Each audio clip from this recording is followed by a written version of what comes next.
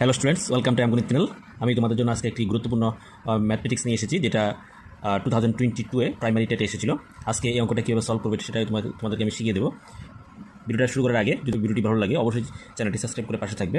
তো চলো শুরুতে যাচ্ছি। এখানে দেওয়া হচ্ছে, ধরা যাক এবিসি একটি 3 অঙ্ক বিশিষ্ট সংখ্যা, তাহলে ABC plus BCA plus CAB যার দ্বারা সর্বদা বিভাজ্য নয়। এখানে 4টি অপশন দেওয়া হচ্ছে কোনটি দ্বারা বিভাজ্য নয়। তো এখানে আমরা দেখতে পাচ্ছি এখানে এবিসি হলে এ হলো শতকের ঘরের অঙ্ক, তাহলে 100A, বি হলো দশকের ঘর, তাহলে 10B, সি হলো এককের ঘর, তাহলে প্লাস সি।